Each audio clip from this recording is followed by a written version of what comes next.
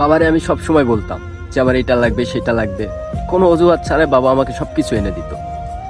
আমি কখনো বোঝার চেষ্টা করিনি বাবা এত টাকা কই থেকে নিয়ে আসে, কিভাবে নিয়ে আসে। আমরা শুধু বলি যে আমার এটা লাগবে, আমরা জেদ ধরে বসি। আর যখন বাবা দিতে পারে না, আমরা তো কি কষ্ট পাই, তার থেকে 3 গুণ কষ্ট পাই যে আমার ছেলে আমার থেকে এটা চাইলো, আমি ওটা দিতে পারলাম না। কেমন বাবা আমি, সে লজ্জাবোধ করে। অথচ আমরা রেগে বসে বাসা থেকে চলে যাই, হ্যান ত্যান অনেক রকম খারাপ আচরণ করি বাবা মার সাথে। বাবার 1 টাকা ইনকাম করতে যে কতটা পরিমাণ কষ্ট হয়, আমরা সেটা কখনো বোঝার চেষ্টা করি না। যখন বাবা অসুস্থ হয়ে পড়ে বা চলে যায়, তখন বাবার কাতারে যখন আমরা দাঁড়াই, তখনই বুঝতে পারি যে বাবা কতটা গুরুত্বপূর্ণ জিনিস আমাদের পাশে ছিল। আর শীতের সময়ে যেটা আপাতত চলে আসছে ওইটার কথা বলে, এই শীতের সময় পরিবারের সবাইকে মার্কেট করে দিবে, অথচ সে কখনো মার্কেট করবে না। আর যদি কেউ বলবে আমার সামনে শীতের জিনিস আছে, ওইটা দিয়ে আমার চলে যাবে বাবা, আমার চিন্তা করতে হবে না তোদের।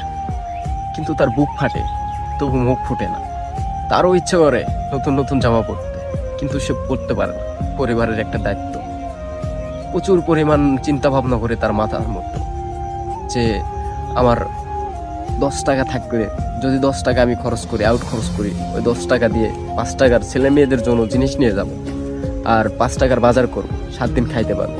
এইরকম চিন্তা ভাবনা নিয়ে বাবা থাকে। আর বাবার যদি কোনো অসুখ হয়, বড় ধরনের কোনো অসুখ হয়, সেটা সে লুকিয়ে রাখে, কখনো বলে না, কারণ অনেক টাকা খরচ হবে, এগুলো টাকা কই পাবে। আর ডাক্তারের কাছে যাইতে বলবে না বাবা আমার ঠিক হয়ে যাবে, এই তো হালকা সর্দি কাশ হয়েছে, এই ট্যাবলেট খাইলে ঠিক হয়ে যাবে, আমার ডাক্তারের কাছে যাইতে হবে না।